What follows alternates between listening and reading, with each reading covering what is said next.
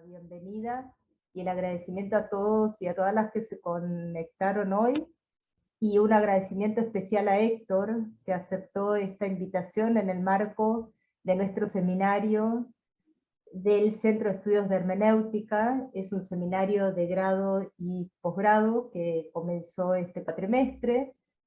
Varios de los que están haciendo el seminario están aquí presentes, y se nos ocurrió, después de haber leído este maravilloso ensayo, este libro que lo titularon Ensayos de Filosofía Romántica de la Naturaleza.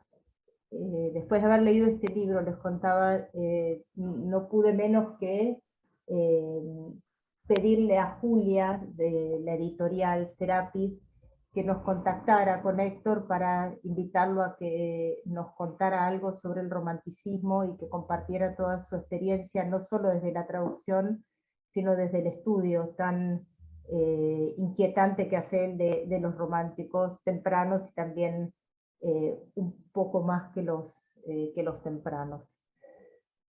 Héctor, te agradecemos enormemente. Sabes que mi alegría de tenerte hoy aquí es enorme, porque es el tema que me ocupa a diario, todo esto que vas a presentar y a ofrecer. Y también quería decirles que cualquier iniciativa, cualquier inquietud que les quede después de esta reunión, que no, digamos, que no puedan transmitirla hoy, o porque no les anda el micrófono, o porque el tiempo se nos termina, o por lo que fuese, no duden en mandar la consulta. Respondemos realmente a todas las consultas. Ahí les puse también mi correo personal, porque la idea es mantener un diálogo sobre estos temas y de a poco ir incorporando en nuestro mundo de investigación, en este marco de la investigación del romanticismo, textos y pensadores que están poco leídos o que son poco leídos, y a partir de allí siempre insisto en lo mismo: no volvernos todos especialistas en el romanticismo temprano alemán, sino desde esa perspectiva replantearnos, repreguntarnos sobre otras cuestiones, sobre filosofía del arte y sobre hermenéutica. Quisiera entonces, Héctor, presentarte, y después ya te paso la palabra. Héctor nos va a compartir en pantalla algunas imágenes, algunas diapositivas de PowerPoint. Si es que hay alguna dificultad con la técnica, avísennos, porque esta es una reunión realmente de encuentro, es un encuentro de diálogo, no es siempre decimos una conferencia magistral, sino que cada uno pueda llevarse de estas 2 horas algo agradable, y algo que nos deje pensando y nos incite a la lectura y a la reflexión filosófica. Entonces, os voy a presentar a Héctor. Héctor Aldo Piccoli es nacido en Rosario en el año 1951, es poeta bilingüe y traductor. Es licenciado en Letras por la Universidad Nacional de la misma ciudad, profesor titular ordinario de alemán en la Escuela de Lenguas y docente de literatura alemana en la Escuela de Letras de la Universidad Nacional de Rosario. Es profesor honorario de la misma universidad desde el año 2020. Ha publicado libros y ediciones electrónicas de poesía, entre las que se encuentran Permutaciones. Esta obra este libro lo publicó con Olivay. Otro libro de antología poética, Transgrama, con Claudio Sgurro, La nube vulnerada, Pluriversalía, con Claudio Sgurro nuevamente, y esa fue una publicación, o es una publicación virtual. Además publicó las obras completas de Don Góngora, obras completas de César Vallejo, poeta que a quien no lo conozca les recomendamos su lectura, aunque sea buscando en internet algunos poemas de él, para quien no lo conozca aún. Y además Héctor publicó Freud Total 2.0, peregrino querubínico de Angelus Silesius. Además ha traducido numerosos poetas alemanes desde el siglo XII al XX, lo que son palabras mayores, decimos desde el oficio de la traducción. Gran parte de las versiones están recogidas en Constelaciones de Poesía Alemana, copublicado con la Facultad de Humanidades y Artes en el año 2019. Héctor también es director de la Georg Thackler Sprachwerkstatt, instituto privado para la lengua y la literatura alemanas, y es fundador de la Biblioteca L, editorial del libro electrónico. Como verán, la incorporación que hizo y que sigue haciendo Héctor de los pensadores del romanticismo alemán y en general de poetas y escritores alemanes en el mundo del ebook es importante, ¿no? Es grande. Los intereses de investigación del profesor Piccoli conciernen sobre todo a los problemas del lenguaje poético, la lírica, el barroco español y el alemán, la literatura del romanticismo alemán y la influencia de la informática en la producción, publicación y recepción literarias. Esto último es lo que quería mencionar recién con mi comentario, que es una de las preocupaciones de Héctor, justamente. Que después, que si lo releemos, esa tarea enorme que hace Héctor, si la pensamos en épocas de post-pandemia, adquieren a su vez otra significación aún más, podríamos decir, relevante, importante, significativa. Bueno, Héctor, te agradezco otra vez este encuentro y solo presento sobre lo que vas a hablar y me silencio. Hasta nuevo aviso. En la reunión de hoy, que todos habrán visto en la invitación, tenemos un tema que nos convoca, así como dicen los románticos en su conversación sobre la poesía, un amante en común. Hoy nos convoca el amor a la reflexión en común, y el título que eligió Héctor es Génesis y núcleos temáticos de la Weltanschauung del romanticismo alemán. Se presentarán y desarrollarán varios aspectos fundamentales del legado del romanticismo temprano alemán. Algunos de ellos serán la configuración diacrónica del término romántico, la paradoja romántica, sin la cual no podemos entender el romanticismo, si quieren subrayen paradoja, la noción de revolución, entre comillas, en la literatura, la poética del romanticismo de Jena. Además, se hará la lectura de un poema programático, subrayen si quieren programático, después lo vamos a ver, del romanticismo de Jena. Cuando no haya más cifras y figuras de Novalis.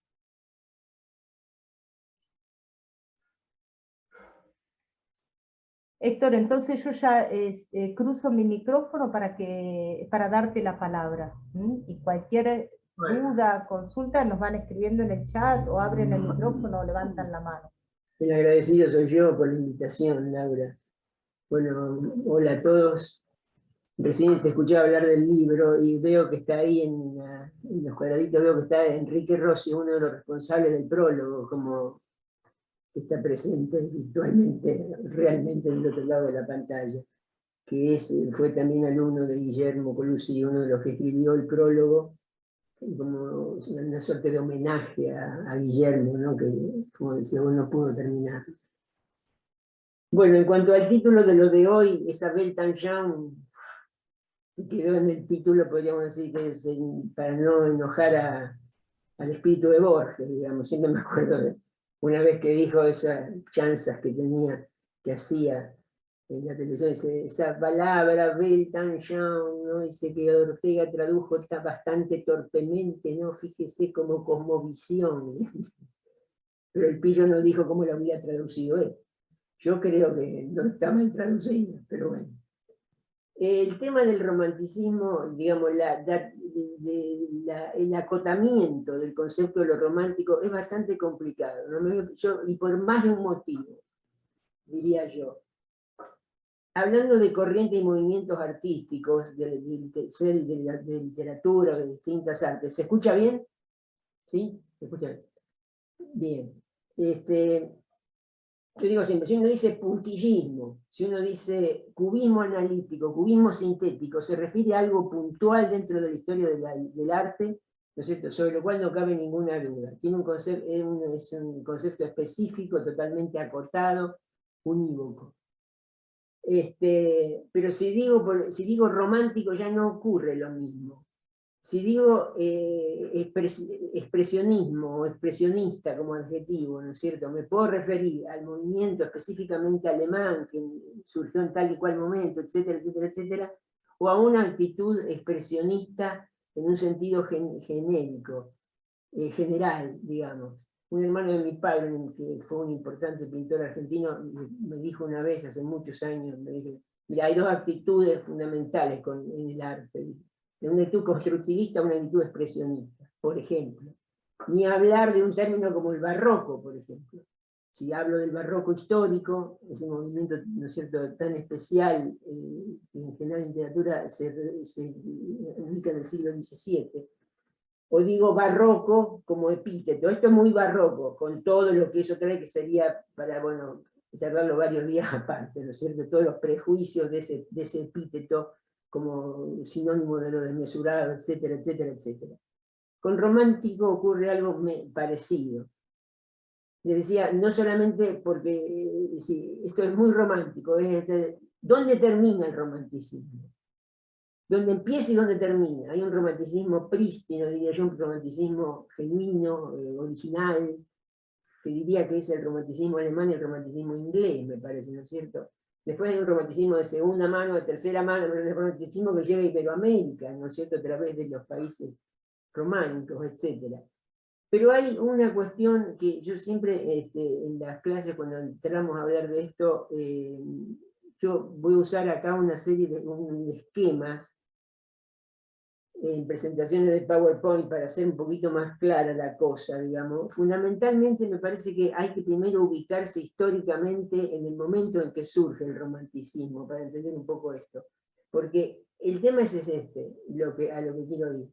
En la segunda mitad del siglo XVIII alemán hay un plexo de movimientos, de corrientes literarias y de movimiento literario muy complicado. Distintos movimientos, distintas corrientes que se sobrecubren en parte. No solamente eso, sino que determinado autor, por poner el ejemplo paradigmático par excellence, el olímpico, como digo yo, uno de los dos olímpicos, el compañero Johann Wolfgang von Goethe, pertenece a varios movimientos en su curva. La curva de su producción se ubica en distintos movimientos. Fíjense, con respecto al romanticismo van a encontrar en muchos libros, por ejemplo, el romanticismo de Goethe, por ejemplo. Y Goethe en puridad, en el sentido estricto, nunca fue un romántico. Todo lo contrario, después vamos a decir unas palabras en cuanto a la relación de Goethe con los románticos y de los románticos con Goethe. Por ejemplo, Goethe en realidad en puridad fue Sturm und Drang, fue clásico y posclásico, pero no fue romántico. Acá vamos a hablar, seguramente en algún momento vamos a oír, inclusive a oír algo con respecto al gran poeta alemán, según más de uno, digamos, el momento de la poesía donde la voz lírica llega a su cúspide, ¿no es cierto?, en la diacronía de la lírica alemana, que es Friedrich Hölderlin. Y Friedrich Hölderlin también dice la famosa discusión, ¿qué es? ¿Un clásico o un romántico? Y es clásico y romántico. Entonces los manuales alemanes, digamos, como no tiene mejor, se ponen entre el clasicismo y el romanticismo. ¿Por qué? Porque hay toda una serie de núcleos temáticos, justamente como dice el título de esta amable reunión, digamos, que son compartidos, ¿no? Son compartidos, tanto por los románticos como por los clásicos. Es decir, es una cosa que está imbricada completamente. En ese sentido también es complicado. Entonces, vamos a ver acá, compartir pantalla. ¿Se ve? Pantalla compartir, no, Sí. no sé. Ahí se tiene. Ahora Ahí empieza, sí. ahí está, perfecto. Esto es de otra clase que di yo para una institución de acá, pero la tomé, les digo, porque tenía adentro cosas que quiero mostrarle a ustedes. En realidad no queríamos, hicimos palabras, quería que entrar a nuestra reunión, los compañeros. Bueno, pensamiento y poesía en la voz oracular de Friedrich Schiller. Lo de oracular viene a cuento por el lado de Heidegger, ¿no es cierto? El filósofo Heidegger, de Martin Heidegger, tal cual la voz de Schiller era la voz poética por excelencia y era realmente una voz oracular. La voz de la poesía, la voz por donde se dice el ser, por eso oracular. Esa voz, también Gadamer habla mucho de eso, ¿no es cierto? Esa voz que estaba hingesagt, como jaculado realmente, como en trance, ¿no es cierto? Está el hingesagt y el hergesagt que oponen la voz de Stefan Georg. Bueno, pero después ya vamos a llegar a eso. Esperen que voy a ver acá cómo le doy foco a esto, acá. Acá. Bueno, hay un trasfondo, esto lo había puesto así en modo pedagógico, trasfondo histórico, no solamente para el romanticismo alemán, sino para todo lo que concierne, yo les diría para lo que concierne a Alemania en general, no solamente en el orden de la literatura. Hay que tener en cuenta el atraso histórico fundamental desde el punto de vista socioeconómico y político de Alemania respecto a los demás países de Europa, y de la Europa continental y de la Gran Bretaña, ¿no es cierto? Por eso ahí pongo, no sé si se alcanza a leer, estructura sociopolítica feudal superstite, les digo yo. Es lo que los alemanes llaman la Kleinstaaterei, o sea, esa división de Alemania en pequeños estados, una estructura prácticamente feudal que subsiste en Alemania, mientras los otros están en la revolución industrial, prácticamente. Eso es algo determinante en todo sentido, no solamente en el orden, les digo, de la literatura y del arte, ¿no es cierto? Por eso dice atraso respecto del Reino Unido y países adelantados de Europa continental. En la economía, la revolución industrial se inició en la segunda mitad del siglo XVIII en el Reino Unido. En la política, la revolución francesa en 1789. ¿Qué hacía Hölderlin cuando estaba en el seminario con el propio Hegel y todo? Estaban esperando la Revolución Francesa, que después se los desilusiona cuando viene el jacobinismo, ¿no es cierto? Pero la miraban con esperanza de que los liberara de esas cadenas, de esa estructura férrea que ellos mismos la vivían como una cosa retrógrada, ¿no es cierto? Bueno, y después otro fenómeno interesante, así en general para tener en cuenta y ubicarse, el último puntito que puse ahí, en la literatura y el arte, clasicismo alemán. Piensen en el clasicismo alemán. El clasicismo alemán también es totalmente retardado con respecto a los clasicismos de los otros países europeos. Piensen en Inglaterra, por ejemplo, piensen en Shakespeare, ¿no es cierto? ¿Dónde estamos? ¿No es cierto? Piensen en el siglo de oro español, parte del siglo XVI, del siglo XVII, ¿no es cierto? El clasicismo o neoclasicismo francés. Ahí tenemos con esos tres ejemplos, creo que basta. El clasicismo alemán, dice, comprende el tardío y estrecho periodo entre 1786 y 1805, totalmente atrasado, aparte de breve, atrasado. Y esas dos fechas están marcadas por el primer viaje de Goethe a Italia, que se va en 1786, y por la muerte del otro olímpico, digo un poco jocosamente, de Schiller, que muere en 1805. Ese es el clasicismo alemán. En realidad, el clasicismo alemán se reduce a Goethe, Schiller y a un tal Winkelmann, ¿no es cierto? Era, en realidad, no era un literato, era un historiador del arte, un antropólogo, diríamos hoy, qué sé yo, que es el que llama teóricamente la atención sobre la antigüedad clásica, sobre eso que había redescubierto el Renacimiento.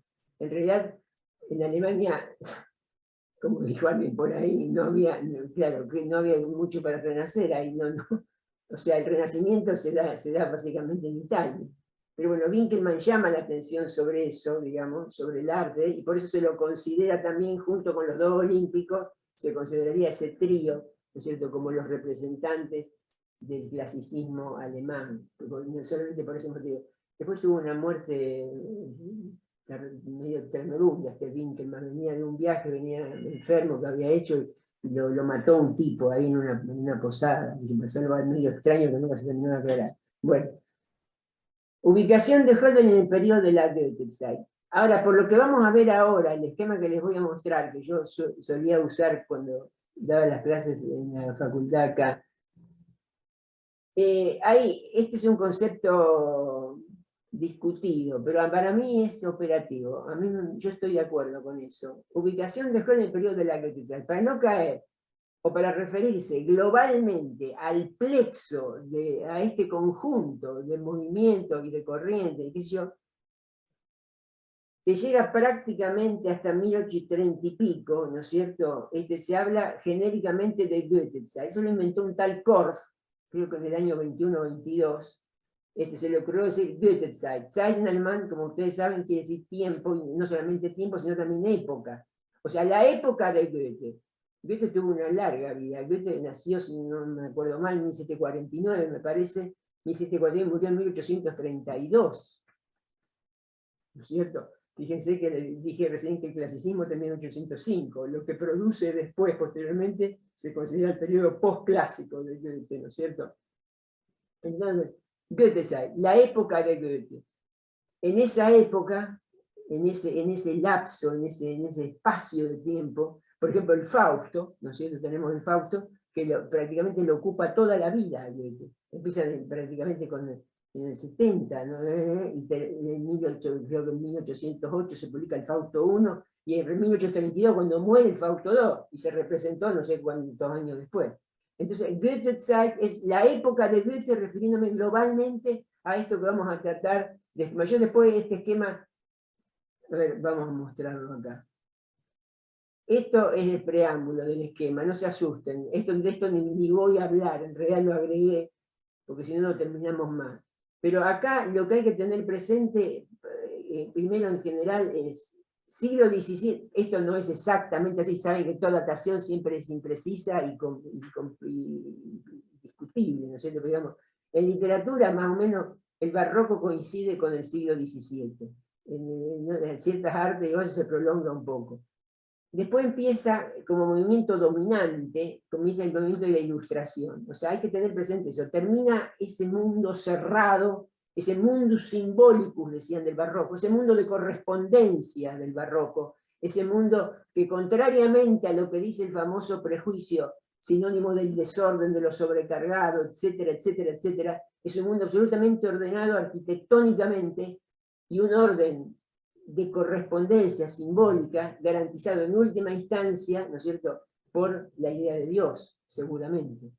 Después eso se abre, se empieza a romperse, entra la idea de la infinitud, hacia el mundo en pequeño, digamos, el movimiento microscopio, y a los siderios, al orden siderio, el descubrimiento del telescopio, etcétera, etcétera, etcétera, y se entra a la Ilustración, donde empieza la época de las enciclopedias, etcétera, etcétera. En definitiva, cuando termina ese mundo barroco, digamos, hay unos movimientos previos a lo que me voy a referir, que ocuparían el periodo de transición. Está el pietismo, no voy a hablar de esto ahora. El rococó, que sería una especie de barroco tardío, y lo que se llama la Empfindsamkeit, que es el sentimentalismo, ¿no es cierto?, fundamentalmente influido por la novela inglesa. Acá está, ¿no? Se me puso la barra arriba y me está matando. Esto me mata los títulos, a ver si la puedo correr. Oh, Dios mío. A ver, ahí está. Fíjense, acá hay 5 columnas. Fíjense acá un poco las fechas para ver lo que yo les decía, cómo se sobrecubre. La Ilustración, ¿no es cierto? Movimiento fundamental. El sol naciente que todo lo ilumina y abarca con sus rayos. Locke, Wolf, que es la Ilustración, Kant. La época de las enciclopedias. Acá hay este no tiene un láser para apuntar, ¿no? Porque como tiene bueno, qué matan. No importa. A lo mejor lo tiene y no lo conozco. La Ilustración, por un lado, que esto es una cosa de manual, pero me parece que es operativo para poder ubicarse. 1720, 1785, miren la fecha, hasta 1785 le hacen llegar. Sturm und Drang, una de las pocas palabras o expresiones alemanas que se ha internacionalizado, que tenemos Sturm und Drang, el Kitsch, la Weltanschauung que hablamos al principio y un par de palabras más, no hay muchos términos que digamos, estamos culturalizados, aculturados por el inglés, más vale, ¿no es cierto? El Sturm und Drang, y ese Sturm, ¿no es cierto?, que en alemán quiere decir tormenta, pero no tormenta eléctrica, que eso se dice de otra manera, es la tormenta de viento, la tempestad, ¿no es cierto?, la tempestad en el mar, por ejemplo, ese es el Sturm. Sturm también quiere decir asalto, por ejemplo, a los que son deportistas del Stürmer, yo en el fútbol no sé ni si, no estoy seguro si la pelota es redonda o cuadrada, pero digamos el Stürmer es el delantero, el atacante que va, bueno, y da impulso, bueno, tormenta, ímpetu, traducen por ahí, qué sé yo. Un periodo muy breve, o relativamente breve, 1767, 1785, 90. Goethe tiene un periodo Sturm und Drang. Es un periodo breve, pero un periodo así como fue breve, fue fértil, fue muy productivo, como antecedente de lo que nos ocupa en la reunión acá que convoca Laura, que es el romanticismo. Es importantísimo con respecto al romanticismo.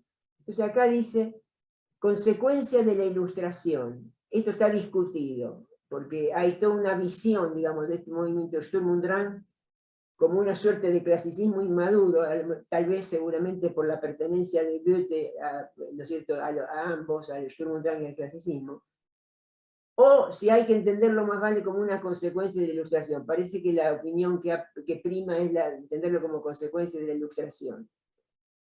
Dice, la individualidad descubierta por el Renacimiento se convirtió en programa, la unidad de cuerpo, alma y espíritu, para. Este primer movimiento revolucionario de la juventud en la literatura alemana. Está bien eso, ¿no es cierto? Un primer movimiento revolucionario de la juventud. Hubo varios, estos movimientos juveniles, de trascendencia histórica.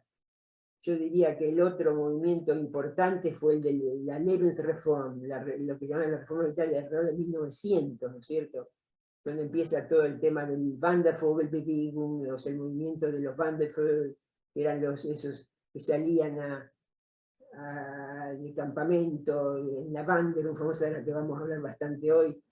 Después de ahí ahí apareció todo el tema ¿cómo se llama?, del nudismo, de la cultura corporal. Todavía hoy en Alemania las Reformhäuser, que serían algo parecido a lo que serían acá las dietéticas, la reforma alimentaria, la reforma todo viene de ese movimiento juvenil. Ahí había de todo, católicos, había gente, después, bueno, había gente de izquierda, después fueron a parar el nazismo más adelante cuando surge otro, bueno, esto es una cosa muy complicada. Y una manga de locos que no les cuento, había dentro también. Pero bueno, por eso ese primer movimiento revolucionario de la juventud en la literatura alemana fue llevado a cabo por la generación nacida hacia 1750. Acabamos de decir que nació en 1749. Y esto, según Lukács, no ha de considerarse tanto una etapa previa del clasicismo o de inmadurez respecto a la madurez de este, sino más bien como un nuevo estadio dinámico de la ilustración, dice Lukács. Quedémonos. Acá hay una figura que quiero que tengan muy en cuenta, que considero yo que es determinante, no solo para el Sturm und Drang, es determinante para el romanticismo, es determinante para algo muy serie de cosas, que es la figura de Herder. Herder es, a mi modesto entender, es el gran pensador, el pensador decisivo, digamos, de toda esta cosa. Fíjense, todas las ideas, hablábamos siempre esto también con mi amigo Guillermo, ¿no?, en general de los nacionalismos, esa cosa que hemos oído tantas veces y que seguimos oyendo, ¿no es cierto? No, porque esto es una idea nuestra, estas son las cosas. A Heidegger hay que pensarlo como en el sentido latinoamericano, lo nuestro, la teoría de acá. Un poco toda esa idea, lo que menos tienen de nacional, digamos, propio, nuestro, viene de Herder eso. O sea, la idea que después retoma el segundo romanticismo alemán, que ahora vamos a hablar, el romanticismo de Heidelberg, ¿no es cierto? Digamos, esa idea de lo nacional, de la cultura como algo determinado y característico de un pueblo, de un momento determinado, todo viene de él. Hasta, qué sé yo, las traducciones de las que tanto habla Laura en uno de los interesantes artículos que me ha hecho leer, que me ha pasado ahí, vienen de Herder, ha traducido, prácticamente es el fundador de la eslavística, ha traducido cosas de la literatura española, pero a mansalva. La asonancia, por ejemplo, en la métrica, entra en la literatura alemana merced a Herder. Bueno, eso empezó a... Y además influyó decisivamente cuando se encuentran en esa famosa semana, creo que estuvieron juntos ahí, que se encuentran los dos. Goethe era muy joven, era más joven. Pues venía de... Si leen el libro de Safransky, no sé si lo han leído ya o lo conocen, bueno, que es un libro muy lindo, fíjense que empieza con ese famoso viaje, ¿no es cierto? Cuando viene de Río, porque este era allá de Königsberg, allá del Oriente, cuando viene hasta Havre, a Francia, en el famoso viaje por mar, que ahí se comienza, se supone que es el comienzo, como decimos, bueno, ahí está después el asunto del encuentro con el joven Goethe, ¿no? Entonces, sobre el Herder, bueno, miren, les voy a hacer una acá. Acá tengo un libro. Tengo la cámara, tomo el libro en español. Díganme esto si lo escucharan y no dijera, yo no les hubiera dicho que es de Herder, sino cómo le sonaría, de qué época le sonaría esto. Nuestro sistema comercial. ¿Es posible imaginar algo superior a la refinada ciencia enciclopédica?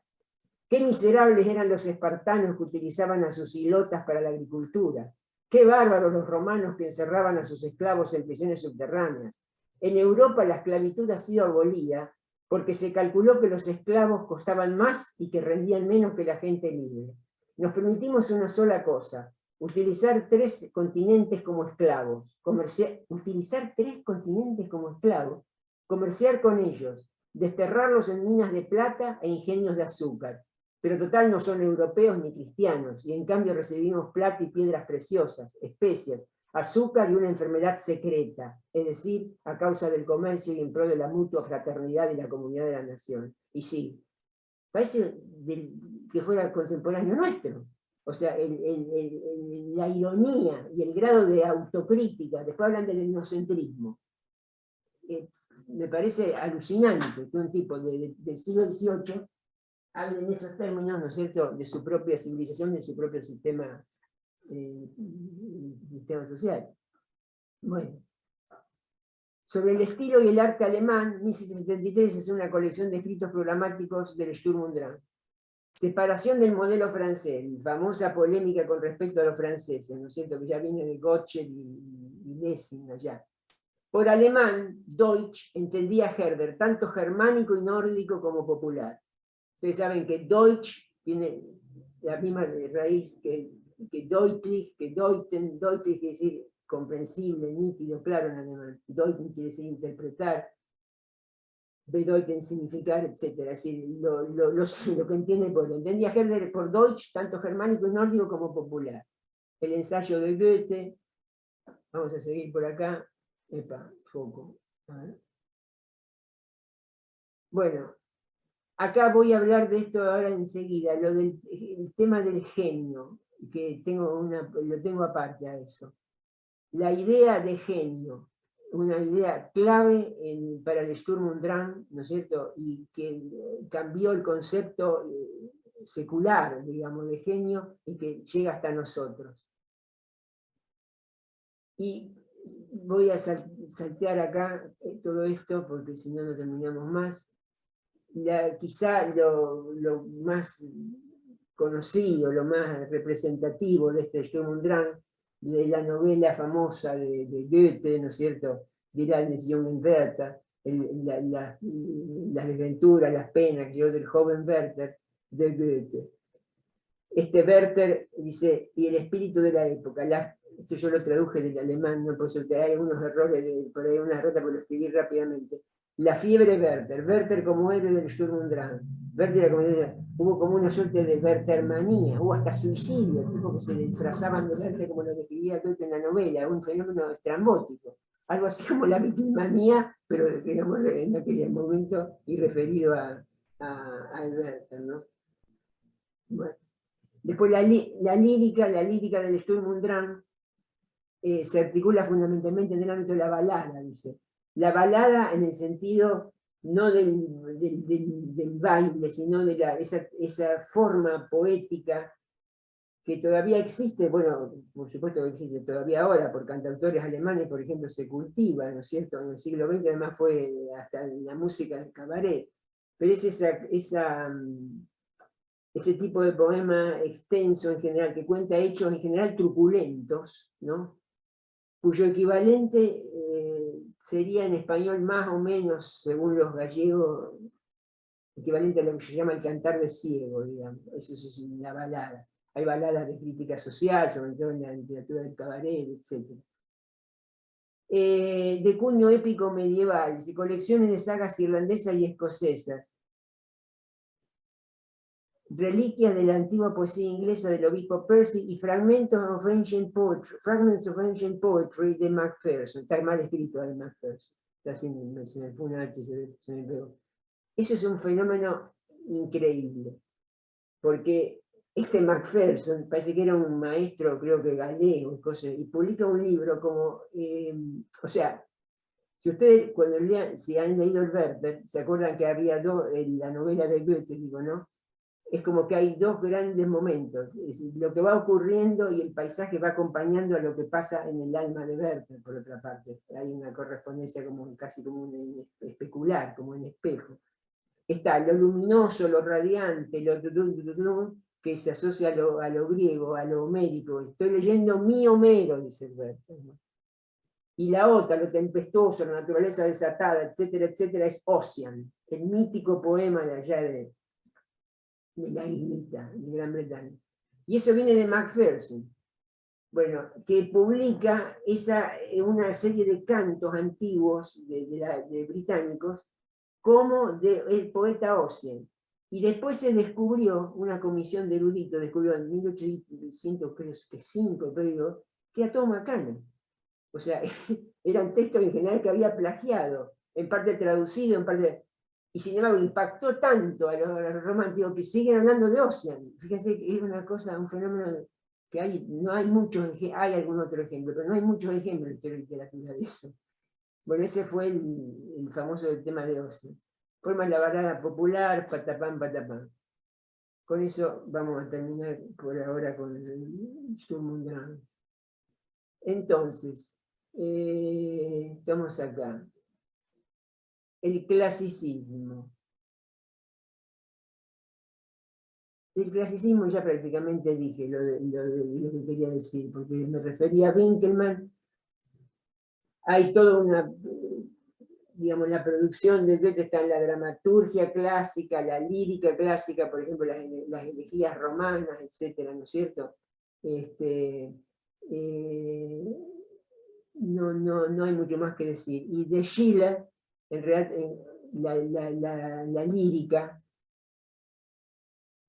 En alemán se habla de la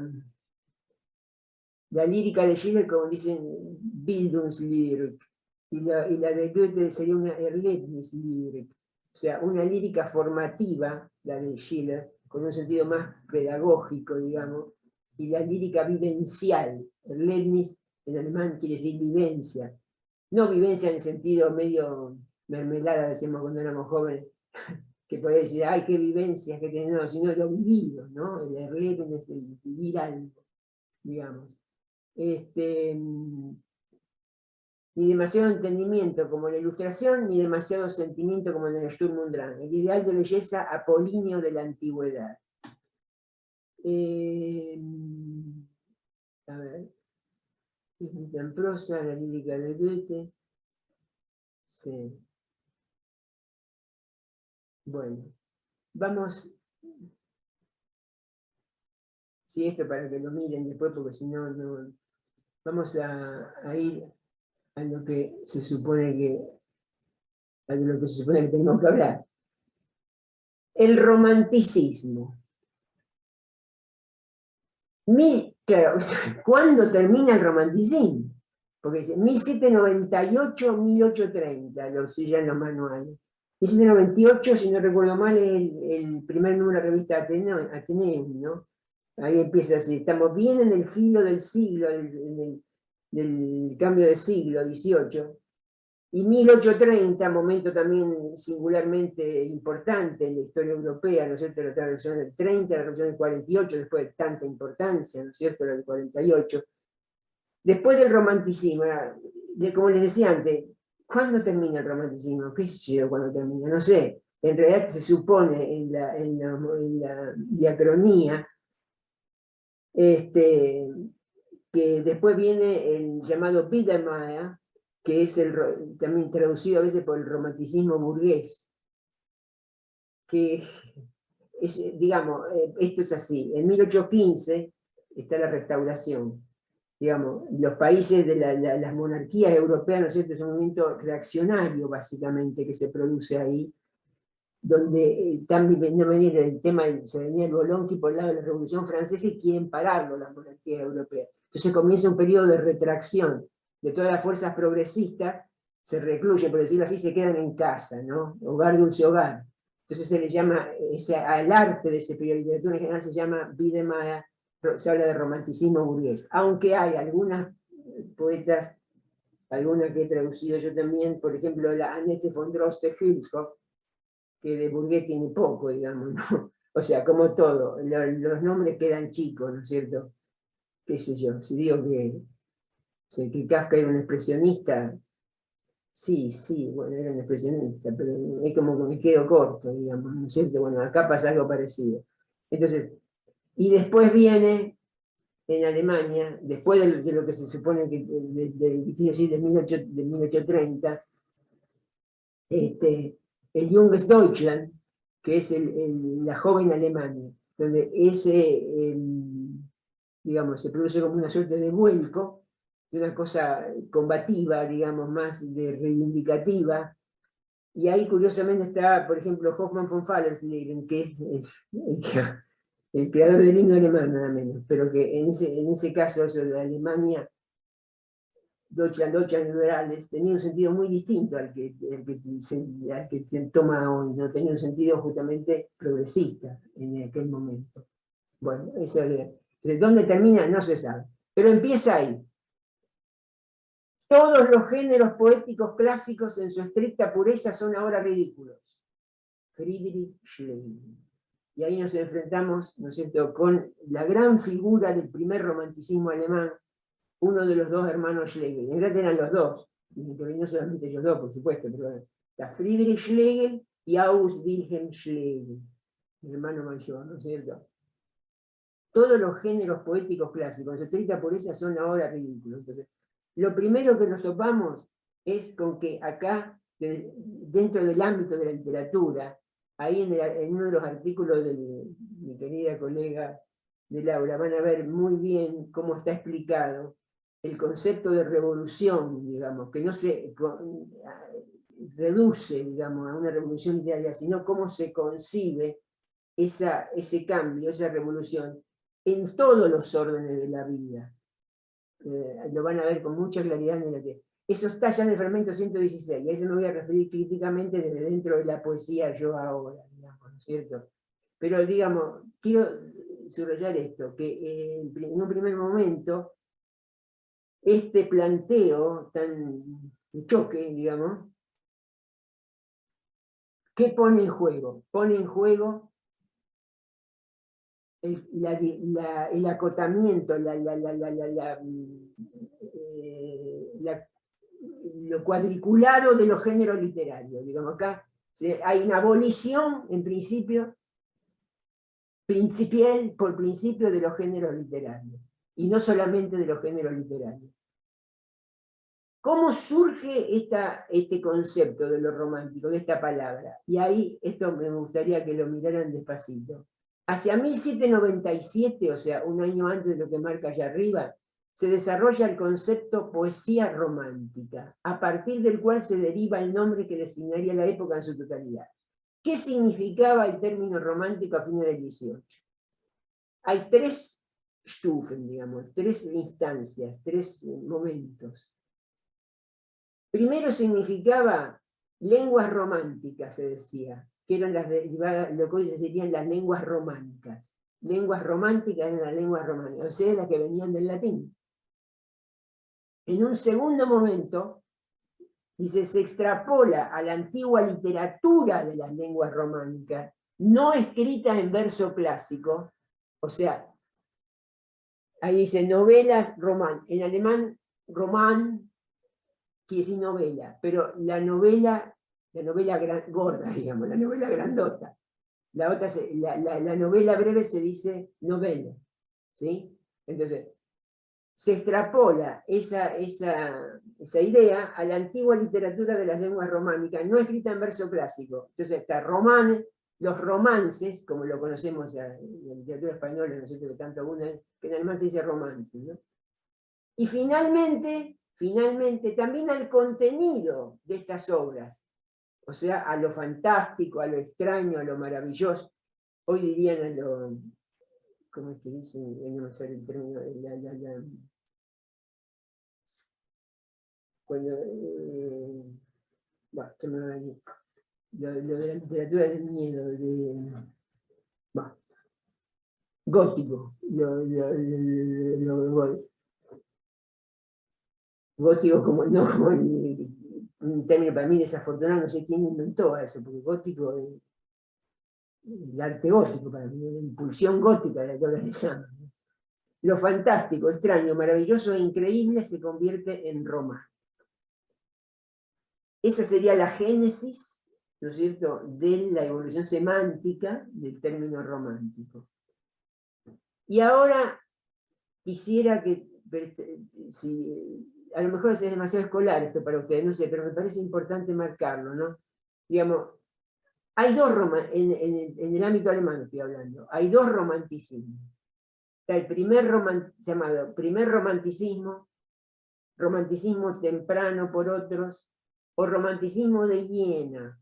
Viena es, como saben, una ciudad alemana, ¿no es cierto? En Viena había un filósofo, colega de ustedes, que se llamaba señor Fichte, en torno al cual se reúne una serie de estos locos que eran los románticos alemanes. Por eso el romanticismo de Viena.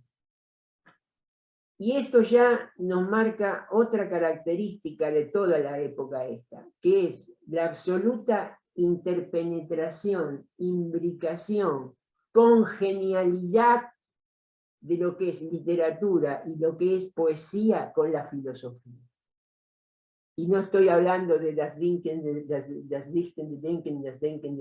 Heidegger, hablamos de una cosa totalmente concreta, histórica, ¿no es cierto? Vamos a hablar después, por ejemplo, de los famosos artículos esos Urteil und Sein, que ahí les traje una selección, un pedacito para comentarles, que es un artículo que, fíjense que acabo de decir hace un rato que Hölderlin convivía con Hegel cuando eran estudiantes jóvenes, vivían en la misma habitación de la Stiftung, ¿no? O sea, había ahí una cosa común, digamos, es un momento muy, muy, muy especial. Entonces, hay una congenialidad. Héctor, ¿puedo agregar solo algo? Si no, después me voy a olvidar. Que en las correspondencias posteriores entre los hermanos Schlegel, e incluso alguna que le mandan a Schiller cuando se recompusieron sus relaciones, justamente dicen, recordamos esa época como la época en la que fichteábamos.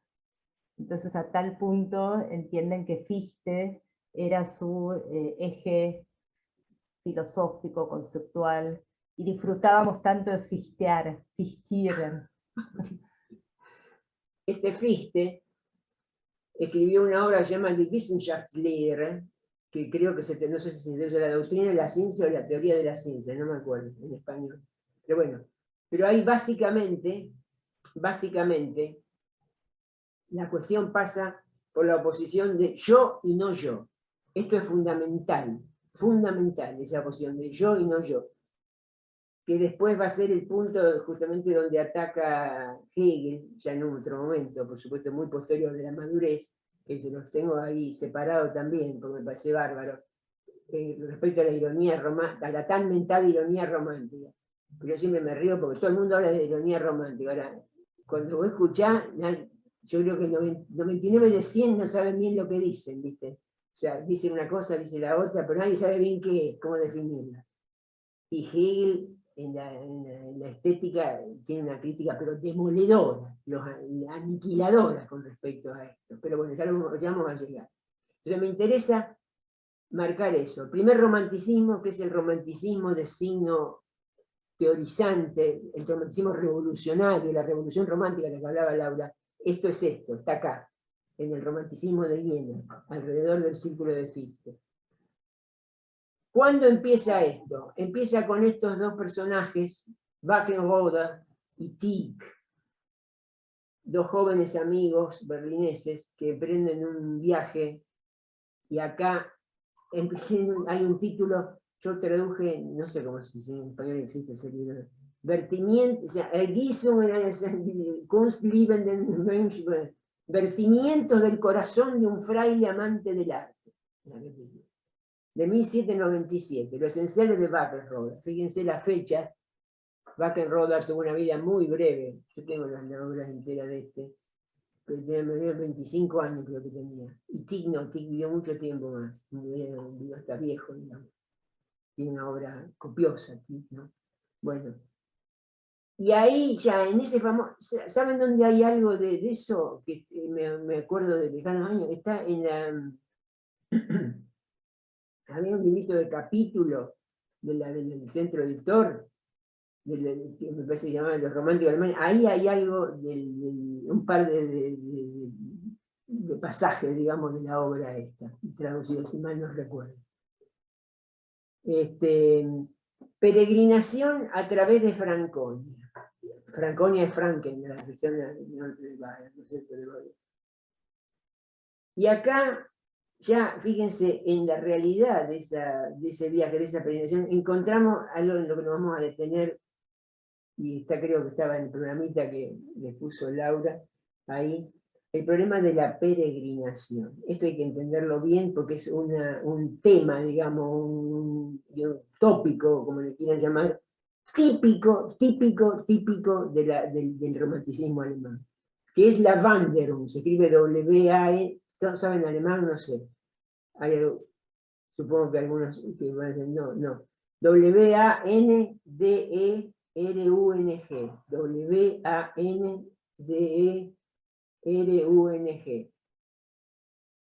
Es complicado de traducir esto en un cierto sentido, porque si yo digo peregrinación, mal no está, como todo, pero tiene un sentido demasiado restringido a lo religioso. Por ejemplo, hace un ratito mi querida colega dijo que yo tradujo un libro de Silesio que se llama Cherubinischer Wandersmann o Der geistreiche Sinn und Schlussreime zur göttlichen Beschaulichkeit anleiten. Peregrino querubínico, o rimas espirituales, gnómicas y epigramáticas que conducen a la divina contemplación. Título, si les parece barroco, ultrabarroco, ¿no es cierto? Ese es el Cherubinischer Wandersmann. Ahí el peregrino tiene un sentido místico, ahí va bien. Pero el Wanderer, ¿qué es el Wanderer? El tipo que wandert, digamos, el que va con el callado. Hoy hay clubes de Wanderer en Alemania. Gente grande, salen a la montaña, van de caminata. Los Wandervogel, bueno, eso es el Wanderer, el caminante, el que va. Y la Wanderung es la peregrinación, la Wanderung, peregrinación en ese sentido, ¿me entienden? Hay vamos a hablar y ahí, en ese lugar de la Wanderung, vamos a ver, está la paradoja, me parece fundamental, de la que hablaba Laura. Porque es todo un tópico en la literatura del periodo, la Wanderung, digamos, inclusive no en el romanticismo estricto, por ejemplo en Hölderlin también, digamos, que es que va unido al otro tópico que es el tema del origen, el tema del terruño, el tema del hogareño, esa separación, ese momento de separación y de retorno posterior. Eso es una de las grandes paradojas de esto, ¿no es cierto? Hay uno de los 600 y pico del líder que escribió el señor Schubert, otro asunto que me parece siempre digno de pensar y de reflexionar sobre eso, me parece que en el Lied en alemán quiere decir canción, pero me refiero al Lied en el sentido estricto de la composición poética, bueno, no es solamente romántica, pero digamos, al Lied del romanticismo alemán, por ejemplo en Schubert, digamos, es un momento especialísimo de confluencia y de congenialidad de música y poesía. Una cosa alucinante para mí eso, ¿no? Lo que logra el tipo ahí. Porque ustedes leen el poema, leen, qué sé yo, no sé, el König, por ejemplo, de Goethe, o de un poeta, uno de los poetas prácticamente desconocidos, que a él le gustaban, qué sé yo. Y vos escuchás el Lied, y sí, es el poema, y el poema, pero es otra cosa también a la vez, y es mucho más. Es bárbaro, creo que hay pocos momentos en el que el arte donde hay una confluencia tan afortunada de dos artes disímiles, heterogéneas, como son la poesía y la música, como en ese momento del Lied alemán, ¿no? Bueno, pero todo esto venía a cuento de que hay un Lied, me parece que el poeta, si mal no recuerdo, un poeta prácticamente desconocido, que se llama Schmidt von Lübeck, que se llama Der Wanderer, si lo conocen, que empieza, Ich komme vom Gebirge her, es dampft das Tal, es braust das Meer. No lo canto porque salen corriendo y me van a cortar el Zoom. Si yo canto, puede llegar a ser terrible. Ganas no me faltan, pero no me da la voz. Ich komme vom Gebirge her, vengo de la montaña, humea el valle, brama el mar, qué sé yo qué. Y el tema de la pregunta que vamos a ver en el poema de Hölderlin. Wo bist du, mein geliebtes Land? ¿Dónde estás, mi querida patria? Gesucht, geahnt und nie gekannt. Buscada, intuida y jamás conocida. Lo cual tiene toda la tópica típica, es perfecto ese poema, de este tipo de Schmidt von Lübeck, del romanticismo, ¿no? El gesto de infinitud, que sería, si hay algo que se puede decir que abarca, digamos, con mayor amplitud y profundidad el romanticismo, es precisamente el gesto de infinitud, simbolizado, ¿no es cierto?, en la flor azul, el ideal imposible, etcétera, que es la figura de Heinrich von Ofterding, que es la novela famosa de Novalis. Bueno, por eso, entonces, estamos de nuevo en el primer romanticismo temprano, el primer romanticismo alemán, el romanticismo temprano, el romanticismo de Viena. Wackenroth, Héctor, sí.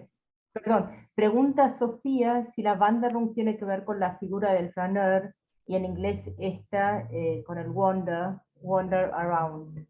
Yo creo que el wander, evidentemente, diría que desde el punto de vista lingüístico, sin duda ninguna con el inglés. Con el flaneur y todo lo que, digamos, se dice al respecto, sobre todo en torno a la figura de Benjamin, diría yo, ¿no es cierto? Diría que no, porque diría que no, porque en alemán, ¿qué sería eso del flaneur? Yo diría, si me dijeran decirlo en alemán, diría Schlendern. O sea, que es andar caminando, voy caminando mirando para acá, mirando para allá. No es el Wander. El Wander sale, digamos, el Wander tiene un sentido profundísimo eso. No tiene el aleteo, la superficialidad, el bamboleo del flaneur. No va mirando acá, mirando para el otro lado. Va buscando algo, como en los discípulos de ensayos de Novalis. No se sabe qué es busca, de esa patria desconocida. Ahora van a ver un poema de Hölderlin que le voy a acelerar la naturaleza. Pero se separa, les digo, del seno, por decirlo así, materno, del seno del terruño, va en busca de ese ideal, digamos, y es siempre para retornar. Como dice Hölderlin en Patmos, hinüberzugehen, wiederzukehren. Ir hacia allá, wiederzukehren, para retornar. Y es un ir hacia allá doble, geminado, en el espacio porque es a Patmos, al Mediterráneo, al sur, como va Goethe en las elegías romanas, y en el tiempo, porque era la Grecia clásica. Pero es para recuperar, para volver. Esa es la paradoja, ¿no? Pero en ese sentido me parece que no es asimilable a la figura del Flaner. Yo no conozco. Solo, sí, podemos, sí, solo no, agregar, sí. Ay, perdón, Héctor, se superpone. por favor, decime, No, quería, solo se puede agregar, si les interesa, en la correspondencia de Peña Miniador, que salió publicada hace poquito. Ahí tratan la figura del Flaner, y es ellos en alemán hablan del Pummeln, que es un andar, Pummeln es cuando uno anda como dando vueltas sin destino. En cambio el Wanderer, si pensamos en el poema de Nietzsche justamente, él dice, schreitet zu und steht nicht still. Él va con un paso firme hacia algún lado y no se queda quieto. Pero es esa, justamente es a lo que referís, Héctor. ¿Sí? El Vándara tiene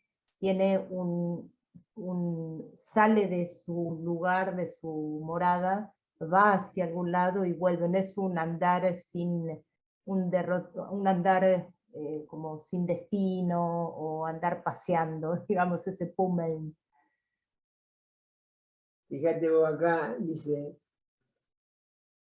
Schlendern, gemächlich mit lässigen Bewegungen gehen, o sea, andar gemächlich, con movimientos laxos, con movimientos, ¿no es cierto? Y si buscas Bummeln, es lo que dice Laura, también es eso, andar, a ver cómo lo define acá. Busco Bummeln y dice Schlendernd, ohne Ziel durch die Straßen spazieren gehen. Andar paseando por las calles, Schlender, como quien va. Eso no, el banda no va así. El banda va con el callado, como dijimos, ¿no? Bueno, muy interesante la pregunta esa. Volvamos acá. Entonces, biografía del artista y la naturaleza como... La naturaleza como el lenguaje de Dios, el artista como mediador entre Dios y el hombre, se produce esa exaltación, ¿no es cierto?, del artista, del poeta, etc. Conozco, empero, dos lenguas maravillosas. A una de estas lenguas maravillosas la habla tan solo Dios, a la otra la hablan solo los pocos escogidos entre los hombres. Quiero decir, la naturaleza y el arte. Bueno. Fichte, bueno, eso es escolar, ¿no es cierto? En ambas dos se manifiestan las características esenciales del romanticismo, la amistad de los autores, porque todo esto es lo mismo que cuando hablamos de la sin filosofía, digamos, esa cosa comunitaria que la llevan a la práctica en su vida personal, ellos también, ¿no? El arte y la religión, el peregrinaje en Quito y la ascensión nostálgica. Sigamos, porque si no, no vamos a llegar. La revista Ateneo, fíjese, 1798-1800, fundada en Berlín después de una disputa con Schiller, una vida efímera, tuvo 2 años, pero fue muy productiva, ¿no es cierto? Colaboradores, fíjense los colaboradores, Tieck, Wackenroda, Novalis y otros, ¿no es cierto? Ahora vamos a hablar del fragmento 116. La ironía romántica también la vamos a dejar para después. Novalis, esto hay que decirlo, es considerado tradicionalmente el archipoeta romántico, ¿no es cierto? El lírico romántico por excelencia. Después vamos a hablar un poco de esto, ¿no es cierto? Pero era especialista en mineralogía, Novalis. Y esto, digamos, tiene esencialmente que ver con algo fundamental. Siempre me marcaba también, ya lo marcaba en sus clases y todo eso. Acá, y fíjense que en eso no solamente como otra vez, no es solamente propio, no es un predicado propio del romanticismo, lo que voy a decir, que no dije nada. Nosotros tenemos en la cabeza separado completamente lo que sería el arte, la poesía con respecto a la idea de ciencia, ¿no es cierto? La idea de ciencia, sobre todo las ciencias llamadas duras, las ciencias matematizables, las ciencias analíticas, etc. Esa es una idea de ciencia que tiene más vale una genealogía, digamos, anglo, que se impone después que es la que gana, digamos. Pero estos tipos no tenían esa idea. para ellos era toda una sola cosa. Digamos, si ustedes leen el Heinrich von Ofterding, van a ver los conocimientos, la mineralogía, digamos. Eso tiene que ver también con la revolución poética de la que les explica Laura en el artículo, ¿no es cierto? O sea, ciencia y poesía son una sola cosa. Goethe escribe la teoría de los colores. Goethe cree haber descubierto la hoja esa originaria, que yo. Ciencia y poesía no están tabicadas los campos como lo están hoy. Donde la ciencia se reduce básicamente a algo que es mensurable, que es medible, que es divisible, digamos, y analizar, y que eso determinaría la última verdad de su ser. Esa es una idea ajena completamente a la Weltanschauung de esta gente, ¿no?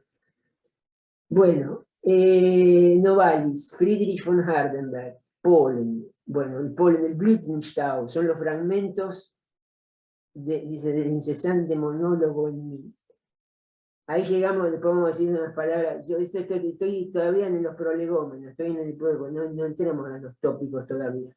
El tema del fragmento, otro de los puntos que está en el artículo que he leído de Laura, de los cuales voy a decir muy poco porque hay muy poco más para decir ahí. Ella ha trabajado mucho el tema del fragmento, pero básicamente el fragmento entendido, digamos, no, porque fragmento, la obra de tal autor griego me llegó fragmentariamente. ¿Por qué? Porque se perdió en la niebla de la historia, porque se quemó la biblioteca de Alejandría, no sé, llegó un pedazo, porque se transmitió.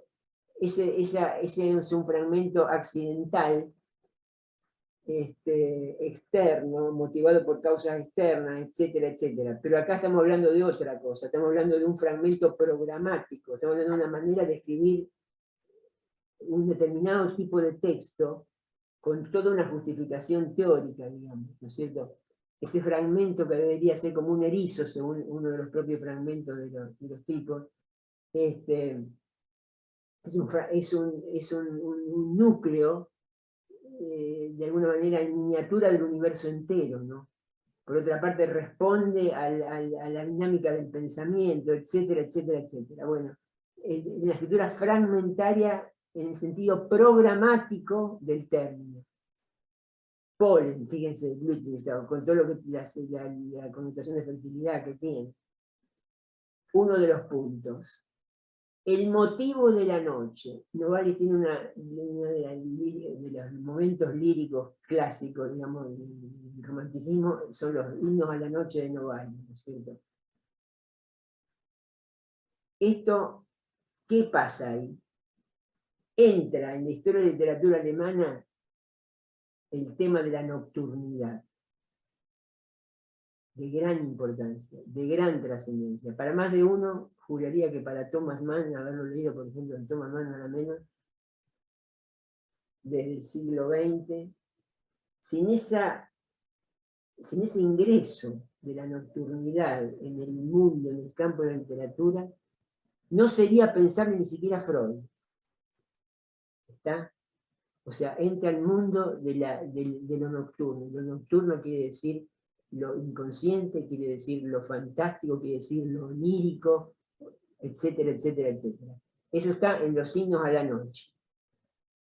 El Heinrich von Ofterding, que es la novela de la que hablé hace un ratito, motivo de la flor azul, el símbolo por excelencia del romanticismo, la flor azul, símbolo del ansia irrealizable de infinito, del amor y la fuerza universal. Del ansia irrealizable de infinito. El ansia, la nostalgia. Siempre pienso en esa palabra, no sé Laura qué pensará, digo, la Sehnsucht en alemán, ¿no es cierto? Sehnsucht en alemán. Y si hay una cosa que siempre se me ocurre respecto a eso, porque yo digo, no, por lo menos para mí me suena así, ¿no?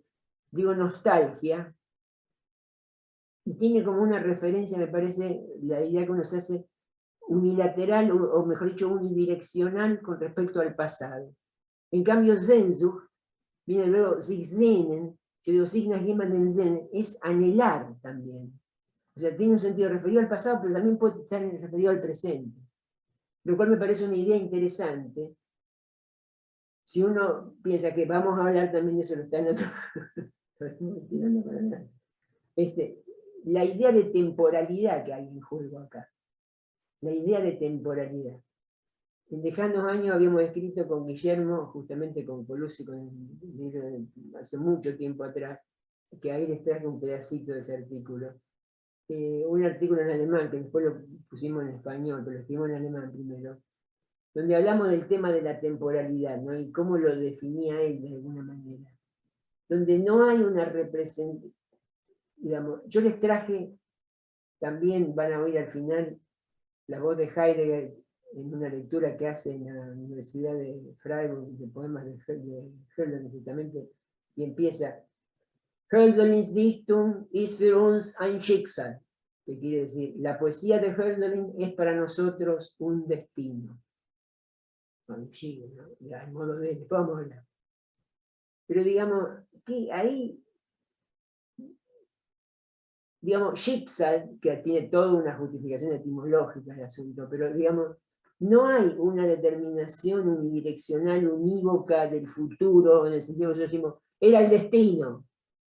No sé, que se quebrara la pata cuando cruzó la calle. No. Sino que el destino, digamos, tiene que ver con una temporalidad distinta, no lineal en el sentido aristotélico, no de la división triádica en pasado, presente y futuro, sino la de un pasado, diría Guillermo, siempre presente, siempre convocante, que siempre está presente y que abre la temporalidad. Das Gewesen, lo sido, no es algo muerto, no es un punto muerto del pasado, sino un punto, como les digo, presente y convocante que abre la Zeitlichkeit, de alguna manera. Y eso de alguna manera es el Schicksal, ¿no? Es decir, anschicken, que dice el disponer, el preparar, etcétera, etcétera, etcétera. Que tiene que ver con la famosa diferencia que hace él, no me acuerdo en qué libro ahora, pero cuando habla de la diferencia entre Geschichte y Historia, ¿no? O sea, Geschichte en alemán quiere decir historia, en sentido cualquiera común. Pero, digamos, historia es más vale para él la historia en el sentido de la historia meramente historiográfico, o sea, de la historia escrita. Y la Geschichte tiene que ver etimológicamente con el verbo geschehen, que quiere decir acontecer, ocurrir. Y eso es lo que de alguna manera abre la temporalidad. Bueno. Héctor, hay una pregunta, voy mechando así con las preguntas. Felicitas dice, pregunta, entonces al ser ese pasado presente y convocante, no hay nostalgia, hablando de esta Sehnsucht, que bueno, bien podemos decir que es esa añoranza, como esa Sehnsucht, ese anhelar de ver, que puede ser tanto pasado como sí, eso futuro, de que puede ser el pasado, eso es una cosa que, una sensación mía a partir de la resonancia del verbo alemán, de la que viene la palabra habitualmente usada por nostalgia, y el sentido que tiene en español, ¿no es cierto? O como creo que tiene en portugués la saudade, que es unilateral. Ahora, en cuanto a que no hay... no sé, no diría del todo eso, porque me parece que justamente el movimiento, una vez más, como en la Wanderung, es paradojal, digamos. O sea, estoy extrañando algo que no solamente está ya en el pasado, sino que está en el futuro, en busca de lo cual voy para recobrarlo de alguna manera, ¿no? O sea, vos tenés, por ejemplo, en los discípulos en Sais, de Novalis, que hay unas definiciones para la de naturaleza. Por ahí hay un cuento, ¿no? Donde va buscando, se separa de la amada, y llega a la verdad, que está representada por una figura emblemática, simbólica, y cuando se devela eso, era la amada que tenía en el terruño. O sea, ese reencuentro, pues te digo, es de ida y de vuelta.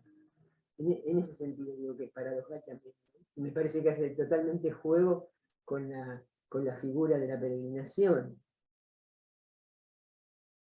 Salones literarios, mujeres en el romanticismo. En ese sentido también, en ese primer momento de la revolución de la juventud alemana, también estaba el tema de los salones literarios. Bueno, Rahel van Hagen era la berlinesa esta, y van estos, y las famosas Dorothea Weid y Caroline Schlegel-Schelling. Caroline Schlegel-Schelling, porque fue primero mujer de August Wilhelm, de los Schlegel, y después se fue con Schelling. Y esta otra mujer, que también te he traducido yo en un poema, Caroline von Winterode. Caroline von Winterode, amiga de Bettina von Arnim. Eran todas mujeres, digamos, peso pesado de la literatura romántica, ¿no? O sea, Caroline von Winterode se suicidó. Bueno, después está el segundo romanticismo, romanticismo tardío, llamado también romanticismo de Heidegger. Y ahí les pongo, menos teorizante e imbuido de filosofía. Sus representantes principales se reunieron desde 1805 en Heidelberg. Acá lo que hay que tener presente es eso que dice más abajo. Tiene un carácter, casi diría en un cierto sentido, opuesto al primer romanticismo, en el sentido de que está desprovisto ese carácter, digamos, si quieren ponerle comillas, simple, doble, triple, revolucionario, revulsivo, digamos, del romanticismo de Viena. No, es un movimiento más vale conservador, un movimiento que mira hacia adentro, que mira hacia la cultura, que mira hacia lo propio, que mira a lo nacional, al lugar, etc. Y ahí, para simplificar y pasar, porque si no, no vamos a llegar a nada. No pasé ni en los prolegómenos recién. Tengan presente dos cosas. Acá está el tema ese que les digo, como en el sentido, si lo quieren, ideológico, político, el tema de la historia, que a su vez retoma lo que ya estaba en el Sturm und Drang, ¿no es cierto? Los cuentos de los hermanos Grimm, recolección que no solamente son de los hermanos Grimm, porque después está el Knapp Wunderhorn, los cuentos que recoge von Arnim, Brentano, etc. Colección de cuentos populares, de muestra de la cultura popular, etc. Y prácticamente, casi podría decir, a lo mejor exagero, la invención de la filología. Los hermanos Grimm.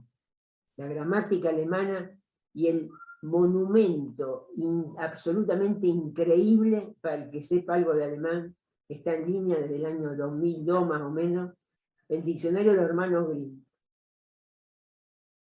¿Cómo hicieron eso sin computadora los tipos? Yo no me puede entrar en la cabeza. Es una cosa demencial, increíble. No lo terminó, por supuesto. Empezó creo en 1850 y pico. Se publicó en 1961, cuando lo terminó una comisión lo completó una comisión de filólogos expertos alemanes. Es increíble ese diccionario, es el gran monumento, digamos. Eso es producto, también les digo, del segundo romanticismo, del romanticismo de Heidegger, ¿no es cierto? Bueno, y vamos a ver acá qué pasa. La gramática alemana tiene primas de Brentano. El artista romántico, la mano de Martina. Bueno, después está estos otros locos, el famoso, que habrán leído algo muy probablemente, A. Hoffman, uno de los grandes, ¿no es cierto?, de acá. El puchero de oro, ese der Goldene Topf en alemán, el puchero en el sentido de la cacerola, no el puchero de rabo. Bueno, ahí está todo el mundo de lo onírico y de lo fantástico llevado al paroxismo, ¿no? Brentano, lo que decía. Después está Mörike y Eichendorff, que son dos líricos también muy importantes. Bueno, ahí vamos a terminar. Pero quería, antes de salir de acá, hacer una referencia a lo que les dije hace un rato, un momento, que era ahí, entre el clasicismo y lo que está pintado acá, porque esto era para la clase, lo pinté porque era para la clase sobre el entre el clasicismo y el romanticismo. Y ahí ponemos tres, pero tres que es lo mismo, ¿no? El primero, Hölderlin, el cual ya dije dos palabras. Jean Paul, Jean-Paul Richter se llamaba en realidad, y Heinrich von Kleist. Heinrich von Kleist también entre el clasicismo y el romanticismo. Tipo muy importante, no sé si han leído algo. Les recomiendo para algo fácil de leer, muy breve, pero absolutamente genial, que está traducido, creo que hay un par de versiones, que es Las marionetas en teatro, el teatro de las marionetas, de Heinrich von Kleist. También traducido el teatro de títeres o el teatro de las marionetas. Es una reflexión en torno al tema de la danza, al tema de la gracia, y después está toda la dramaturgia de este, ¿no? Básicamente se basa en una contradicción insoluble, digamos, imposible de resolver, como en el caso de una novela breve que se llama Mijael Colas, por ejemplo. Bueno, hay un personaje ahí que sufre una injusticia y entonces protesta, todo, hace todos los reclamos, nadie le da bolilla, entonces va y toma por asalto una cosa y le quema la torre donde le sacaron unos caballos, no sé yo qué, y se arma un bolón que no les cuento, ¿no? Bueno, al final la moraleja es que termina, digamos, produciendo una desgracia mayor que la que sufrió. Ese es el drama. Pues tiene Penthesilea, tiene bueno, una serie de obras, El terremoto en Chile, que es un tipo muy, muy importante. Bueno, dejemos, este entonces sería el esquemita ese que después yo se los dejo si les interesa. Déjenme que pase acá. Bueno, acá. Vamos un poco al... ¿Dónde está esto acá? Tópicos característicos del Sturm und Drang y del primer romanticismo alemán. Idea de genio. Acá les quiero leer un breve pasaje que lo traduje de un libro de Erich Trunz, se llama el tipo. Trunz se escribe T-R-U-N-Z. Es un especialista en Goethe, gran admirador, por supuesto, de Goethe, y también del barroco alemán. Tiene un libro del barroco que se llama Weltbild und Dichtung im deutschen Barock, que es la imagen del mundo y poesía en el barroco alemán, que a mí me enseñó mucho el barroco, me hizo entender un montón de cosas. Es muy, muy, muy interesante. Y una obra que tiene sobre el comentario crítico de la poesía de Goethe, sobre todo del Sturm und Drang de Goethe, fíjense lo que dice. Esto es una de las cosas que habíamos puesto en el programita con Laura. Idea de genio. Le aclaro que en alemán, porque lo van a leer mucho también en Hölderlin, por ejemplo, como que hay dos palabras que tenemos que distinguir, diría yo, de genio. Hay una que es genius, que se escribe G-E-N-I-U-S, genius, que la usa mucho Hölderlin, por ejemplo, donde puede significar metafóricamente el genio, pero genius tiene un sentido de espíritu protector, en el sentido de los clásicos de Roma, de espíritu protector, y tiene un sentido por ahí casi demiúrgico, ¿no? De espíritu que obra algo maravilloso, digamos. Y la idea de genio de la que estamos hablando acá es génie, se pronuncia así, debe ser por influencia francesa, se escribe G-E-N-I-E. Fíjense lo que nos dice acá, lo que nos explica Trunz en esta nota a uno de los poemas del periodo Sturm und Drang de Goethe. Está hablando del Sturm und Drang. Se formó el concepto de genio. Este ha cambiado más entre 1750 y 1772, que la época del Sturm und Drang, que desde 1772 a nuestros días. Hoy lo utilizamos esencialmente tal como lo acuñó Goethe. Tal como lo acuñó Goethe, es una de las imágenes mentales en las cuales vemos el mundo con sus ojos, aunque no seamos conscientes de ello. Antes del Sturm und Drang, ahora viene la explicación, antes del Sturm und Drang se decía, alguien tiene genio, significando con eso que tiene inteligencia, ocurrencias y habilidad para producir una obra según el principio estilístico del ingenio, que es el Witz. Esta palabra, en alemán, Witz, el famoso Witz, ya está ahí pintada, porque Witz en alemán quiere decir chiste, pero también quiere decir ingenio, ¿no?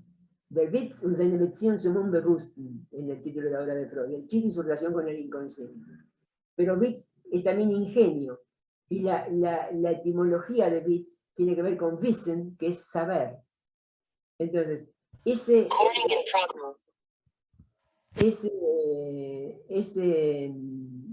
esa ocurrencia, esa inteligencia, ocurrencia y habilidad para producir una versión del principio teológico del ingenio, tiene que ver con esa acuteza recóndita del Castiglione, ¿no? Tiene que ver con esa agudeza, esa ingeniosidad. Desde el Sturm und Drang, ya no se dice más, alguien tiene genio, sino alguien es un genio, significando con eso que forma a partir de sí mismo una imagen del mundo, duradera, magna, ejemplar, siéndole innato el sentido para las leyes que regulan los procesos vitales, de modo tal que su obra lleva en sí la necesidad de la naturaleza. Yo lo diría con palabras más simples, con mis propias palabras: alguien es un genio, es alguien capaz de crear ex nihilo, o sea, a partir de la nada, una imagen que condice con la realidad. Y ahí me acuerdo siempre cuando digo esto de una cosa que leí, no sé, debe ser 50 años o más, del primer Cortázar, que en una novela de las primeras decía, que me llamó la atención esa noche, está genial esto, que dice: el problema del ser genio o de ser genio es elegirse genio y acertar. Pareció bárbaro, porque es un genio, te tenés que elegir, la persona hipercrítica, la persona así, si no te elegí, nunca haces nada, ¿no? Si no te lanzás al vacío, no hay ese momento de salto, no pasa nada, pues tenés que acertar, si no uno es un pavor, se cree que es un genio, pero es un tonto, ¿no? Pareció bárbaro. Bueno, entonces, ese es un genio. El concepto de genio es una de las ideas dominantes de la moderna cultura laica, uno de los conceptos dominantes de la moderna cultura laica, de modo semejante a como en culturas más tempranas estaban en lugar elevado los conceptos de profeta, de héroe o gato. ¿Sí? Entonces, esa es una de las ideas que, por supuesto, tiene que ver con la originalidad, con un montón de cosas que no estaban presentes en el mundo anterior al siglo XVIII, en el mundo del barroco. La idea de originalidad, que tiene que ver además con la idea de la propiedad de la obra, del original del artista, etc. Para el barroco era otra cosa, ¿no es cierto? O sea, en música uno ha escuchado análisis de musicólogos, pero decía, bueno, este fragmento, esta frase musical de Bach, que sé yo, te digo cualquier cosa, estaba en Vivaldi. Entonces va, se la afanó. No había una idea de plagio como la tenemos hoy. Digamos, la cuestión, el arte barroco era un arte de tipos en el siglo XVII. Digamos, se concebía la materia con la que se operaba como un reservorio, digamos, de recursos. La cuestión no era que lo hubiera usado uno, que lo hubiera usado otro, que lo hubiera usado 17. ¿No? De con esos elementos llevar a la máxima perfección posible, sea un poema o lo que fuera la obra como Ergon, digamos. En eso se basaba la cosa, ¿no es cierto? Pues es un arte de tipos. Vimos que le escribo un poema de amor a Mariquita, y no es Mariquita, no es Mariquita anecdóticamente la que le, sino que esa Mariquita, la que le estoy escribiendo anecdóticamente, tiene que valer como tipo, como modelo, como paradigma universal, ¿no? Eso es en el barroco. Acá ocurre lo contrario. Todo tiene que ver también con esto, ¿no? Con lo de genio, originalidad, etc. De sin filosofía y sin poesía, decía hace un ratito, cuando empezó esta amable conversación, que no voy a decir nada porque está muy trabajado por Laura esto, no tiene que ver. Acá yo había puesto simplemente, antes de conocerlo de Laura, una cosa que encontré en internet de alguien que no conozco, se llama Heiko Ibensen, no lo conozco. Me pareció interesante un par de cosas que decían, como lo de la sin filosofía y sin poesía. ¿Se acuerdan que, si no erro, ¿no es cierto, Laura, corregime, como símbolo, sin balein, el con, sin era con en griego, no la iba a venir. Sí. Pero esta idea de que dice, subraya este tipo, dice, las redes románticas generaron a finales del siglo XVIII un intenso campo de mutua inspiración y patapá. La llevaron a formas híbridas de producción. Una cultura eminentemente salón llevó a una forma híbrida de producción estética. Los fragmentos de la revista Ateneum, qué sé yo. Temprana forma de vida comunitaria, emancipación femenina y amor libre, porque parece que tenían eso era real en la Schlegel y todo eso, ¿no? Con las mujeres y todo eso, con las compañeras. Lo que los hace en este aspecto precursores del movimiento estudiantil. La intención del sin filosofar era realmente grande.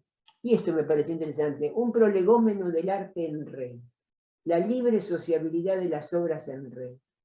Evidentemente, esto del sin filosofar y el sin poetizar, digamos, esa poetización colectiva, dialógica, digamos, etcétera, ¿no es cierto?, tan en los fragmentos, pone sobre el tapete, pone en juego una serie de cuestiones que me parece que son fundamentales. El tema de la autoría, o sea, el tema de la autoría está enlazado al tema de la propiedad está enlazado al tema de la detentación del sentido, pone en juego la relación de escritor y lector, de creador y de recipiente, de receptor de la obra, conceptos fundamentales de nuestra concepción, ¿no es cierto?, de la literatura y del arte. Eso es un poco la cosa. La anonimización de la firma de las obras. Fíjense, por ejemplo, lo que pone al final el tipo. Dice, una mixtura de autor y un proceso poético por principio abierto e ilimitado de producción y reproducción. En los círculos románticos, los textos hacían las veces de propuesta y proyecto para un trabajo ulterior. Esto me pareció interesante también. La lectura colectiva en voz alta fue concebida como un productivo cruce simpoético entre el autor, el que leía en voz alta, Vorleser, porque Vorleser es el que lee para, ¿no?, el que lee antes.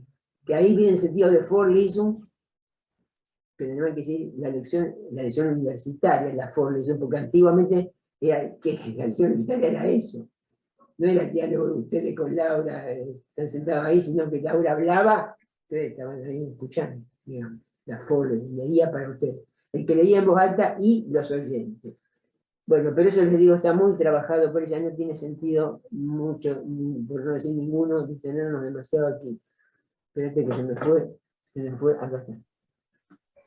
Solo quizá, Héctor, agregar que pueden leer el prólogo a la revista Ateneum misma. Todos estos textos pueden pedírnoslos y se los mandamos por correo, donde postulan justamente ese carácter programático de la revista y donde explican por qué no es, por qué se van a acoger a la no firma de sus escritos, es decir, solamente poner una inicial, y tiene que ver con esta sum filosofía y sum poesía, que es un hacer con, y que da lo mismo quien lo firme, porque es en realidad el saber común, la poiesis común la que está escribiendo ahí, o la que está, sin llegar a querer decir que eso es un espíritu, sino que afirman que son seres humanos los que escriben, ¿eh? No hay ningún tipo de bravo, reacción. ¿no? Porque del Blutenstadt mismo es el fragmento de Noval y los toqueteos Schlegel, etcétera, etcétera. Bueno, en cuanto al fragmento, ya les dije lo mismo con respecto a la simpatía. Está muy trabajado por Laura, ya dije además 2 o 3 cosas de los distintos sentidos de fragmento. Mírenlo en el artículo de ella, ahí ya está. Me voy a detener en el fragmento 116. Habitualmente el famoso fragmento, el archifragmento, sería porque sería el fragmento programático del Ateneum y del romanticismo de Viena, del primer romanticismo de Viena. Habitualmente, esto se cita la primera parte, lo van a encontrar por los 8 costados. La poesía romántica es una poesía universal progresiva. Esto lo traduje yo, ¿no? Su determinación no es meramente volver a unificar todos los géneros de la poesía separados y poner en contacto la poesía con la filosofía y la retórica. Fíjese que acá hay una abolición planteada, no solamente de los géneros literarios en sentido estricto, como dije al principio, sino con respecto a otras disciplinas, que tiene que ver con la congenialidad, con la filosofía, etcétera, la retórica, se sale del orden de la literatura. Ella quiere y aún debe ora mezclar, ora amalgamar poesía y prosa, genialidad y crítica, poesía artística y poesía natural, hacer viva y sociable la poesía y poética la vida y la sociedad. Y ahí empezamos con el tema. Bueno, además de las excepciones del humor. Eso es lo que habitualmente se cita. Pero acá, y en eso que una vez más explica muy bien Laura sobre el tema de de la amplitud, digamos, del concepto de revolución planteado por estos tipos, que no era una revolución puramente literaria o poética, sino que era una revolución que se llevaba toda la vida entera, que tiene que ver con la concepción de la novela, que debe ser la vida, la novela que nunca se termina, etcétera, etcétera, etcétera. Yo ahí marqué en rojo, esto es una posición absolutamente personal mía, con la cual pueden acordar o no, digamos, pero me parece lo más criticable, digamos, del planteo de los románticos, ¿no? Que esto, fíjense lo que dice ahí la primera, ¿no? Abarca todo lo que tan solo es poético, desde el mayor sistema del arte, que contiene en sí a su vez varios sistemas, hasta el suspiro, el beso que el niño poetizante exhala profiriendo un canto infinito. Esa es una idea que será muy revolucionaria, como muy amplia, pero me parece tremenda, porque sale de lo textual. O sea, lo poético ya no tiene que ver con el trabajo con la palabra, y esto a su vez tiene que ver, que a donde quiero llegar a eso, con la idea de trabajo, o de la obra concebida como producto de un trabajo, sino más vale por el lado de la inspiración, de ese estado de embriaguez, de esa cosa que tiene que ver con la divina. Eso me parece lo más negativo. Fíjense más abajo, no voy a leer todo. La poesía romántica es interesante. La especie poética romántica está aún en gestación. Esta es su esencia propia, poder solo gestarse eternamente, no poder estar completa jamás. Por ninguna teoría puede ser agotada, tan solo una crítica eliminatoria podría osar querer caracterizar su ideal. Únicamente ella es infinita, como ella únicamente es libre. Y reconoce esto como su ley primera. Fíjense esto me parece escandaloso realmente, que el albedrío del poeta no tolera ley alguna sobre sí. Eso es una cosa absolutamente negativa. ¿Cómo que el albedrío del poeta no tolera alguna sobre sí? Justamente si no hay ley, no podría haber obra. Eso tiene que ver con la negación de la poetización como un trabajo. La especie poética romántica, y esto también lo comparten los ingleses, ¿no? Hay cosas de Coleridge que dicen más o menos lo mismo. O sea, la poesía es también el suspiro, el beso, el niño poetizante. ¿Poesía qué? Poesía eres tú. Terminamos en eso, con un chiste. Que el albedrío del poeta no tolera ley alguna sobre sí. No, no, no y no. Yo no estoy de acuerdo con eso.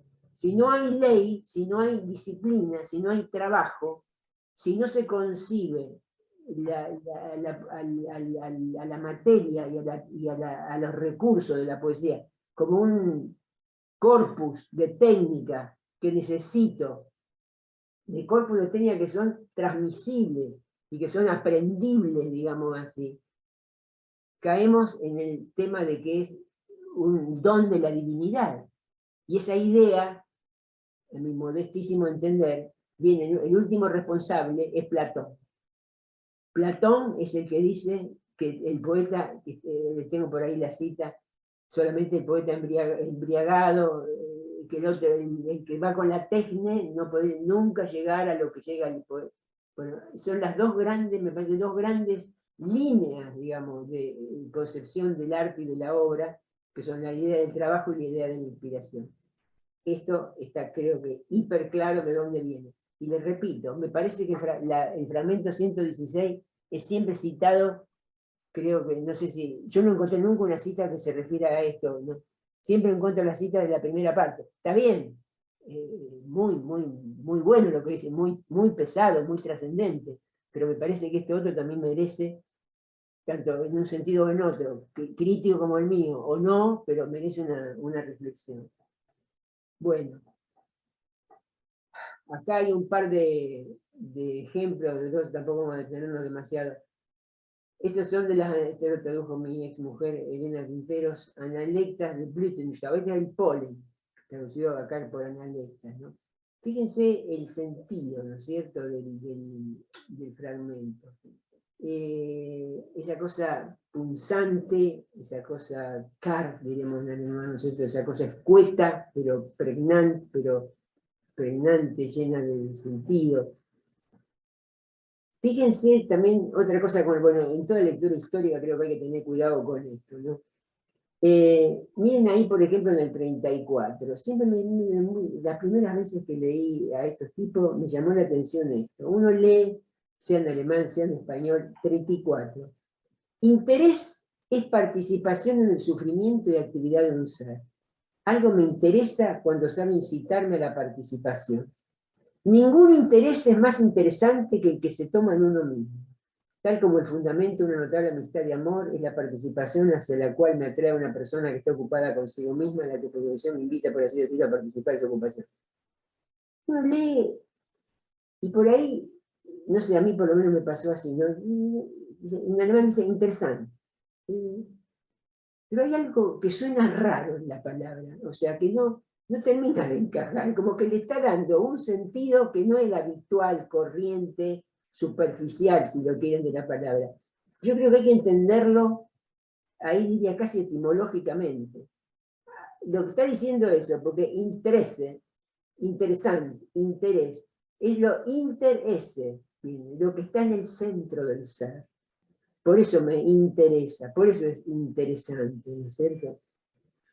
Nosotros estamos en relaciones con todas las partes del universo, como también con el futuro y la antigüedad. Bueno, acá está lo del tema de la ironía romántica. Este es el trozo que les comenté, esto es Hegel. Miren lo demoledor de la crítica de acá. A ver qué podemos ver para no hacerlo demasiado largo. Dice, a partir de esa tendencia, en especial del pensamiento y doctrina de Friedrich von Schlegel, se desarrolló además en diversas formas la así llamada, se hizo venante ironía, la así llamada ironía, ya arrancamos. Bueno, ahora bien, en lo que concierne a la relación más estrecha del postulado cristiano con una de las tendencias de ironía, tenemos tan solo en este respecto que poner de relieve el punto siguiente. Que Fichte, estoy leyendo arriba, determina como principio de todo saber, de toda razón y conocimiento, el yo, y más precisamente, el yo que permanece absolutamente abstracto e impersonal. Estamos leyendo a Hegel, ¿eh? Lo que es solo por medio del yo, y lo que es por medio de mí, puedo yo a sí mismo aniquilarlo. Ahí está concentrada la crítica de Hegel al concepto de la ironía schlegeliana, Lo que es solo por medio del yo, para él abstracto, en términos de la dialéctica de Hegel, ¿no es cierto? Y lo que es por medio de mí, puedo yo a sí mismo aniquilarlo. Fíjense esto. Puesto que verdadera seriedad aparece en escena solo por medio de un interés sustancial, de una cosa, verdad, moralidad, etcétera, valiosa, por medio de un elemento que en tanto que tal vale para mí ya como esencial, de modo que yo solo llego a ser esencial para mí mismo, en la medida en que me he abismado en tal contenido y en todo mi saber y actuar he llegado a estar conforme a él. En el punto de vista en el cual el yo, que todo lo instaura y disuelve a partir de sí mismo, es el artista, al que no se le manifiesta contenido alguno como la conciencia en tanto absoluta y en y para sí, sino en tanto apariencia, hecha por el mismo y aniquilable, tal seriedad no puede tener lugar, puesto que solo se le ha atribuido validez al formalismo del yo. Y entonces se concibe este virtuosismo de una vida irónico-artística como genialidad divina, él está pegando con todo también a toda la idea de la idea, para la cual todo y cada cosa es tan solo una criatura insustancial, a la cual el libre creador, que de todo se sale absuelto y sin compromiso, no se vincula, pudiéndola crear como aniquilar. Esta ironía la inventó el señor Friedrich von Schlegel y muchos otros la han parloteado o vuelven a parlotear imitándola. Tremendo lo que dice.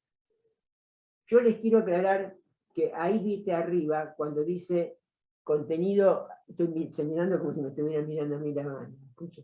Contenido alguno como la conciencia en tanto absoluta y en y para sí. Bueno, ustedes son gente de filosofía, yo no sé nada de filosofía, les aclaro.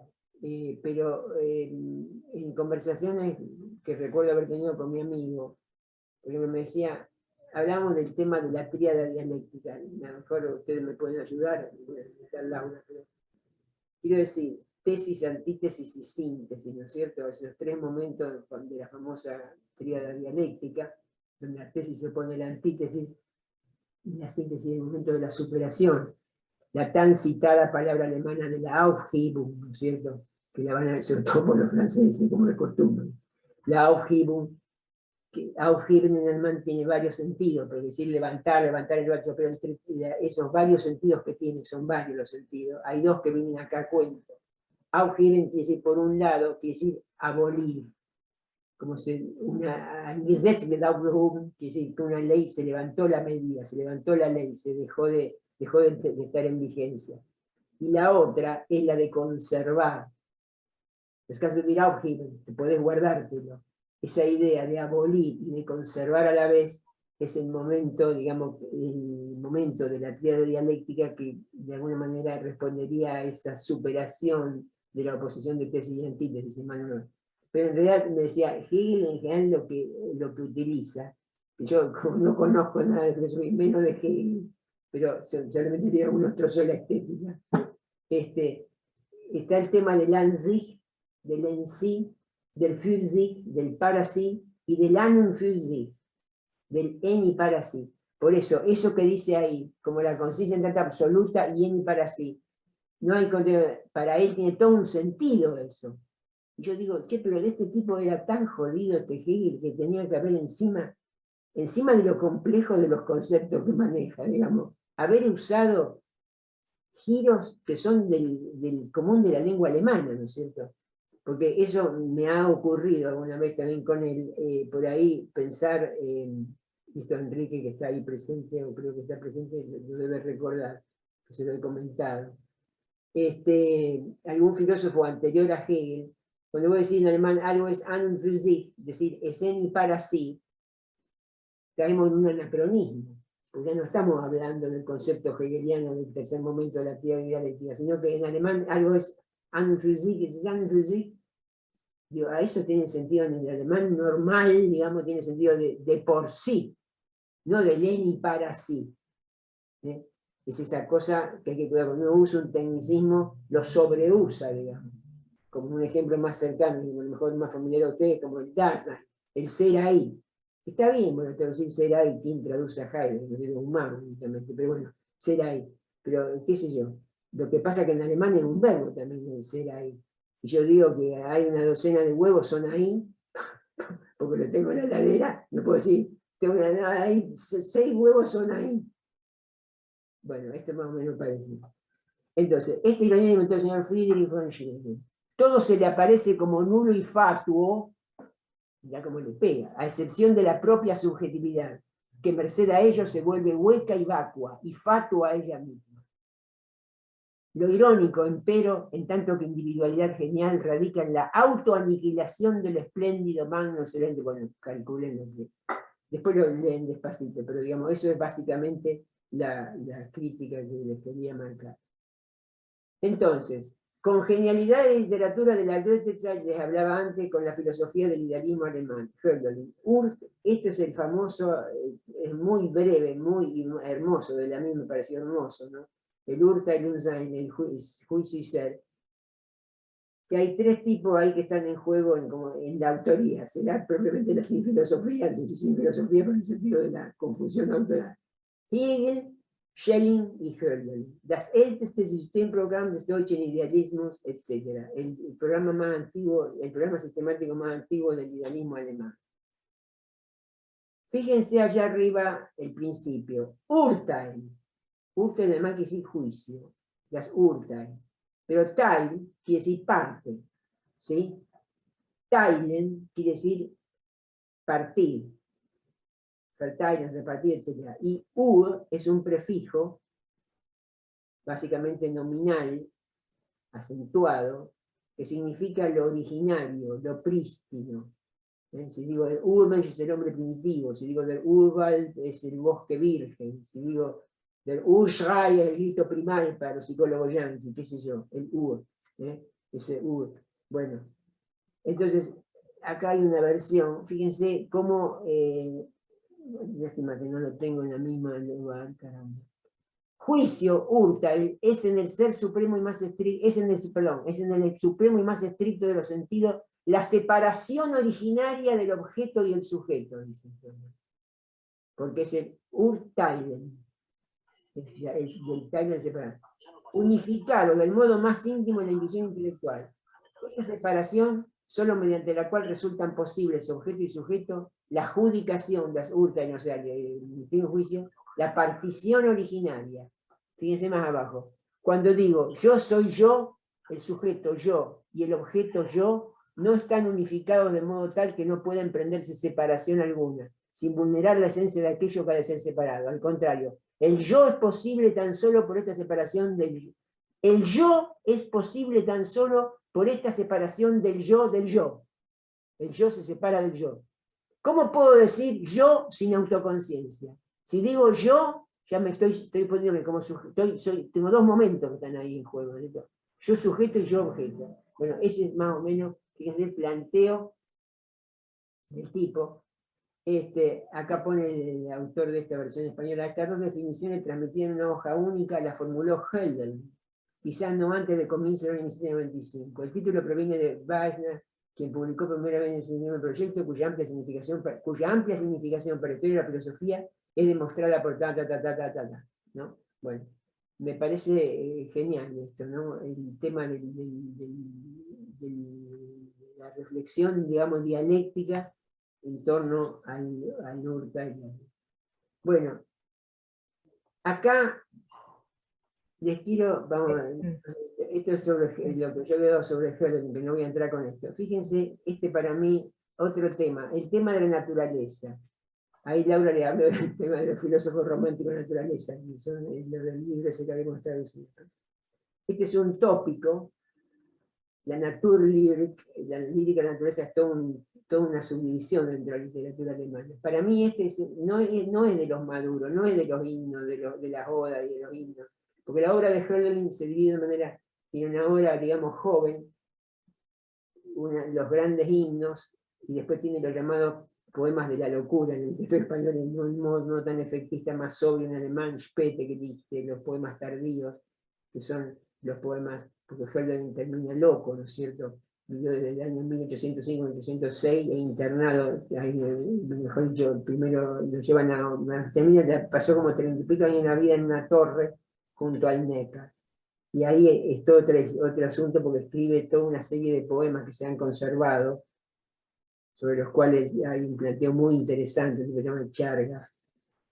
Siempre se consideran poemas dignos de uno, pero paradójicamente esos poemas no son poemas donde el lenguaje está quebrado, partido, fragmentado, sino son poemas de una limpieza, son donde los versos están como cristalizados, y eso lo escribió un Hölderlin absolutamente demenciado. Eso es un planteo que hace este tipo Erwin Charga, se llama, que es un de la ciencia dura, ¿no? Pero que tiene un libro muy lindo. Y otro se llama Schönheit apocalíptica, que es una frase de Hölderlin en uno de los fragmentos. Pero ya, lo desarticulado del lenguaje, lo interesante del planteo, pero desarticulado del lenguaje está en el momento previo a los poemas de la locura. Y tengo ahí un par de muestras. Pero estamos hablando ahora del Hölderlin inicial. Fíjense, se escucha, a veces, no sé si, ¿puedo compartir el audio de acá, Laura? Sí, sí, sí. ¿A dónde está para compartir audio? ¿Me lo compartirá así nomás? Si lo pones, sí, si lo encendés, en principio tendría que funcionar, ¿eh? Puedo decir que solo porque si cliqueas, a ver. Dice más, para que voy a poner, dice más, a veces. Nomás, grabar reacciones, deshabilitar la atención, pero compartir sonido, acá está. Les quiero marcar una cosa, Andinatur, acá, fíjense acá van a ver, no quiero cansarlos con la voz en alemán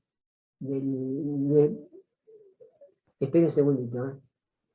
Héctor, una consulta, antes de empezar el recitado, estamos sobre las 4. Claro, yo te hago una pregunta, ¿crees que pensemos la posibilidad de hacer una segunda parte, aunque no necesita ser de 2 horas, para terminar Sí, en otro momento sí, porque hay mucho para ver si Hay hay. mucho y tenemos consultas también. Yo lo que les pido que a quienes escribieron preguntas en el chat las guarden en sus apuntes para poder, no sería el 20 que es feriado, sino el 27.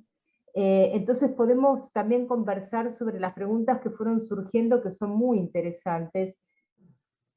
Bueno, si quieren abrir los micrófonos, nos saludamos y nos deseamos 2 lindas semanas hasta el 27, si les parece. Bueno, muchas gracias por la paciencia. Gracias, no, gracias a vos. Gracias, profesor, por la clase. Muchas gracias por la clase. Muchas gracias a ustedes.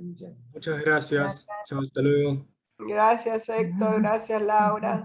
Muy Gracias ameno. Gracias. Y gracias por haber venido, a todos y a todas, realmente.